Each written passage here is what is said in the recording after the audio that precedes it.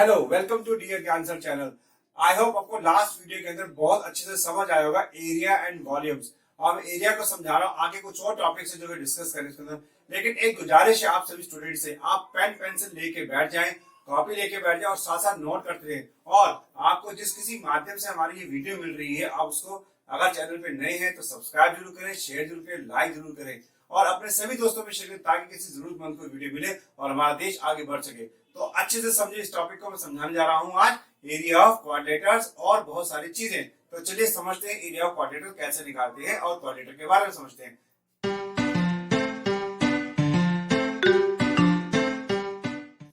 चलिए मैं चलते हैं, स्टडी करते हैं एरिया ऑफ क्वाड्रिलेटर्स के लिए। फिर आप आ रहे हैं व्हाइट बोर्ड पर, समझे ये क्या दे रखा है, क्वाड्रिलेटर दे रखा है A B C D quadrilateral. Quadrilateral का एक क्लोज्ड फिगर होती है जिसके अंदर 4 साइड्स होती हैं जिसे एजेस कहते हैं और 4 वर्टिसेस होते हैं जिसके अंदर हमारे जहां पॉइंट्स मीट हो रहे हैं। अगर देखा जाए तो 1 2 3 4 ये हमारे 4 वर्टिसेस हैं और इसके अंदर 4 साइड्स है। कौन कौन सी, A B C C D और डी है। हमारे 4 साइड्स रखे हैं। जो साइड्स को हम क्या कहते हैं, एजेस बोलते हैं।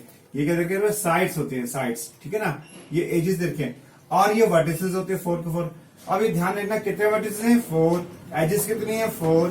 एंगल्स कितने होते हैं इसके अंदर मुझे बता दें आप। एंगल्स कितने होते हैं, एंगल्स भी और 4 होते हैं। अगर इन चारों एंगल्स का angle A plus angle B plus angle C plus angle D, अगर मैं इनका सम करता हूं तो इंटरनल एंगल्स का 360 होता है। अब चलिए हम चलते हैं इसका एरिया की डिस्कस कर लेते हैं। देखो ये एक डायगोनल दे रखा है और इस डायगोनल पे अपोजिट साइड से हमारे पास परपेंडिकुलर्स हैं। ये परपेंडिकुलर्स दे रखे हैं। तो जो परपेंडिकुलर्स दे रखे हैं ये हमारे क्या है, 90 डिग्री एंगल्स बना रहे डायगोनल के साथ। अगर मुझे इसका एरिया चाहिए तो एरिया निकालने का फॉर्मूला होता है 1/2 इंटू डायगोनल की length into height 1 into plus height 2।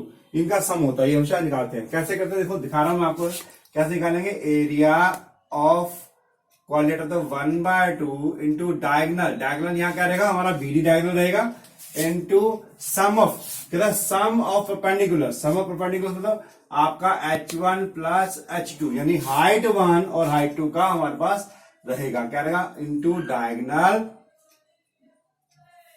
Into height 1 plus में हाइट 2। अगर मैं इसको ऐड कर देता हूं, ये सिंपल करते मेरा एरिया निकल जाता है। अगर मुझे इसका पैरामीटर चाहिए तो वही पुराना तरीका मैंने बता दिया आपको। पैरामीटर कैसे निकालेंगे, sum of all side, sum of all sides. चलिए इसको थोड़ा सा और डिटेल में समझते हैं। देखो ये जो डायगोनल बीडी की वैल्यू जो दे रखी है ना, हमें बीडी दे रखा है मान लीजिए 12 सेंटीमीटर दे रखा है और आपको H1 की जो वैल्यू दे रखी है 4 दे रखी है और H2 की वैल्यू मैंने मान ली 8 सेंटीमीटर दे रखी है, ठीक। अब वो कहता है निकालिए इसका एरिया। तो मैंने आपको एग्जांपल समझा दिए हैं। Area equal to BD diagonal की वैल्यू H1 प्लस में H2, तो ये 1/2। देखो बेटा डायगोनल की वैल्यू क्या दे रखी है, 12 दे रखी है। डायगोनल की वैल्यू 12 और H1 की वैल्यू कितनी, 4 और H2 की वैल्यू कितनी, 8। इसको ऐड कर लेंगे बेटा, 1/2 ये 12 और ये 12, इससे काटा 2 1 जा 2 2 6 जा 12, दैट वी हैव 6 इंटू 12। तो 12 को अगर 6 से मल्टीप्लाई करेंगे तो मेरा क्या आएगा, 72 सेंटीमीटर स्क्वायर। ये हमेशा ध्यान रखो कि जब भी एरिया आएगा तो ये स्क्वायर जरूर लगाना है। अगर मीटर है तो मीटर का स्क्वायर, किलोमीटर है तो किलोमीटर का स्क्वायर, सेंटीमीटर है तो सेंटीमीटर का स्क्वायर, मिलीमीटर है तो मिलीमीटर का स्क्वायर। इसको लिखना जरूरी है।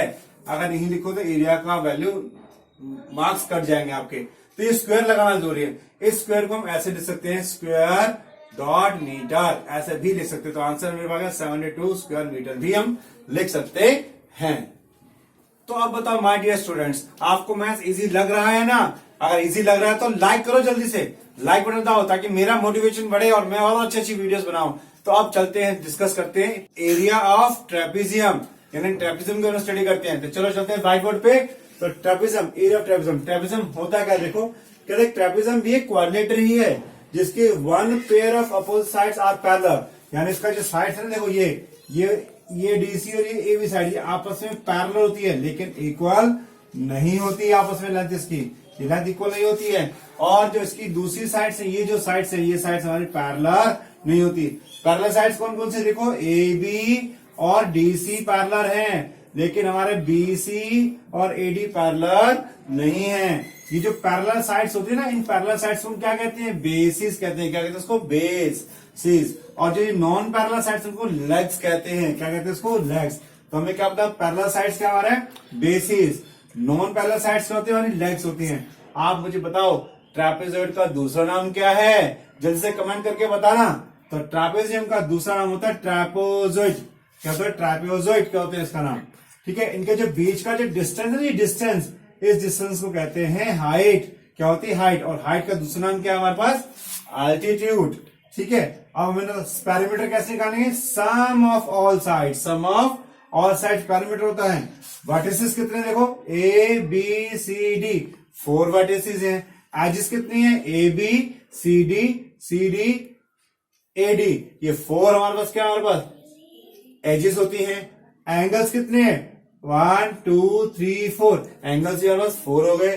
ठीक है। तो एरिया मैंने आपको बता दिया। चलो इसको समझते हैं एक एग्जाम्पल की सहायता से। तो एग्जाम्पल देखें कि आपको दे रखा है एक ट्रेपेजियम जिसकी पैरेलल साइड्स कितनी है? 15 और 12 दे रखी है, और इनके बीच का डिस्टेंस जिसे हाइट कहते हैं दैट इज 6 सेंटीमीटर। तो एरिया ऑफ ट्रेपेजियम का फॉर्मूला क्या होता है? 1/2 distance between parallel sides some of parallel sides. तो 1/2 डिस्टेंस बिटवीन पैरेलल साइड्स कितना है? देखो 6 दे रखा है। आपकी पैरेलल साइड्स कौन कौन सी है? 15 प्लस में 12, इन दोनों साइड्स का सम कर देंगे। चूंकि एरिया निकाल रहे हैं इसका स्क्वायर लगा देंगे। तो इसको से काट दो, क्या आ गया? 3 आ गया। 3 इंटू 27, तो मल्टीप्लाई करेंगे 81 सेंटीमीटर स्क्वायर मेरा इसका एरिया आ जाएगा। चलिए अब चलते हैं, डिस्कस करते हैं रोम्बस के बारे में। एरिया ऑफ रोम्बस कैसे निकालेंगे, इसका पेरीमीटर कैसे निकालेंगे, इसकी प्रॉपर्टीज क्या होती है, हम डिस्कस करते हैं और एक एक करके ध्यान से समझते हैं। तो कहीं मत जाइएगा, स्टे हियर और कीप वॉचिंग। तो देखिए क्या होता है rhombus, area of rhombus. Rhombus की फिगर देखो इस तरह से होती है, और इसकी जो डायगोनल्स होते हैं ना, ये रोम्बस का एक तरह से पैरेललोग्राम ही है। क्या ये हमारा एक तरह से पैरेललोग्राम है, जिसकी ऑल साइड्स, यानी जो साइड्स है, ये वाली साइड्स सभी आपस में इक्वल है। अगर देखा जाए साइड्स कौन सी? A B equal to B C equal to C D equal to D A, ये ऑल साइड्स का हमारी इक्वल होती है, ऑल साइड्स इक्वल है। लेकिन डायगोनल्स क्या करते हैं? डायगोनल्स कौन से? देखो ये डायगोनल्स ए सी और ये डायगोनल बी डी है। ए सी को मैंने D1 मान लिया, BD को मैंने D2 मान लिया। डायगोनल्स दे रखे हैं, ये डायगोनल्स एक दूसरे को बाइसेक्ट कर रहे हैं। बाइसेक्ट का मतलब क्या हो? 2 इक्वल पार्ट्स में। बाइसेक्ट का मतलब क्या हो गया? 2 इक्वल पार्ट्स में डिवाइड करते हैं। 2 इक्वल पार्ट्स में, 2 इक्वल पार्ट्स में डिवाइड कर रहे हैं। ये 2 इक्वल पार्ट्स में डिवाइड करते हैं, ठीक है ना? कहा? एक दूसरे को। और ये इक्वल कर रहे हैं, ये जो पार्ट है हमारा इक्वल टू ये पार्ट रहेगा। अगर इक्वल पार्ट्स में कह रहे हैं डायगोनल्स, यानी कि AO इक्वल टू OC रहेगा और BO इक्वल टू मेरा OD रहेगा। तो ये डायगोनल्स क्या है? बाइसेक्ट करते हैं। जो डायगोनल्स है मेरे, ये आपको बता रहे हैं बाइसेक्ट ईच अदर। कहां पे? At 90 degree. ये कहां काट रहे हैं? एक दूसरे को 90 डिग्री पे काटते हैं। आप क्या जानते हैं इस रोम्बस को दूसरा नाम क्या कहते हैं? इक्विलेटरल। इक्विलेटरल मतलब ऑल साइड्स इक्वल। क्वाड्रिलेटर, यानी आप रोम्बस बोले या इक्विलेटर क्वाड्रिलेटर बोले, एक ही बात होती है। तो एरिया कैसे निकालेंगे? 1/2 डायगोनल 1 इंटू डायगोनल 2 को मल्टीप्लाई कर देंगे। डायगोनल 1 मेरा क्या है? AC है, डायगोनल 2 क्या है? BD है। इसको लिख सकते हैं area 1/2 product of the diagonals. और अगर पेरीमीटर निकालना है, वही सेम चीज, चारों साइड्स का, ऑल 4 साइड्स का सम कर देंगे। 4 इंटू साइड, सभी साइड्स क्या होती है इसकी? इक्वल। नंबर ऑफ साइड्स कितनी है? देखो AB BC CD DA, 4 side. Number of edges कितने हैं? इसके भी 4 है। अगर मुझे मान लीजिए डायगोनल दे रखा है और मुझे इसकी क्या साइड निकालनी है, तो साइड कैसे निकालूंगा? D1/2 का होल स्क्वायर प्लस D2/2 का होल स्क्वायर और उसका स्क्वायर रूट मैं निकाल दूंगा। तो मेरी क्या मिलेगी? साइड मिलेगी। अब एक एग्जांपल लेके आपको यहाँ पे समझाता हूं। मैंने सपोज कर लिया क्या कि AC जो हमारे पास डायगोनल था दैट इज ऑफ D1 था, वो हमारा 16 सेंटीमीटर होगा, और मैंने BD जो डायगोनल माना इसको D2 को, वो मैंने 20 सेंटीमीटर मान लिया। अब इन दोनों का यूज करके मुझे क्या निकालना है? एरिया निकालना है। क्या निकालना है मुझे? एरिया। तो मैंने आपको समझा दिया एरिया कैसे निकालते हैं। एरिया का फॉर्मूला क्या होता है, देखो एरिया का जो फॉर्मूला है हमारा, यहां से समझेंगे। मैंने बता दिया आपको 1/2 d1 इंटू d2। अब बेटा 1/2 डायगोनल 1 की वैल्यू कितनी आ गई 16, डायगोनल 2 की वैल्यू कितनी आ गई आपकी 20, दैट इज एरिया निकाल रहे हैं। क्योंकि सेंटीमीटर से देखा तो सेंटीमीटर स्क्वायर लिख देंगे। तो 1/2 अब इसको डिवाइड कर दे बेटा, इसको डिवाइड करें 20 से, किसी से डिवाइड कर सकते 10 आ गया, तो क्या बचा मेरा 16 into 10 that is 160 centimetre square. तो मेरा क्या निकल गया, एरिया निकल गया। अब वो मुझे कह रहा है इसका पेरीमीटर निकाल दो, ठीक है निकाल दूंगा। और ये भी कह रहा है साइड निकाल दो। तो साइड कैसे निकलेगी, सबसे पहले साइड निकालने का मैंने फॉर्मूला आपको समझाया।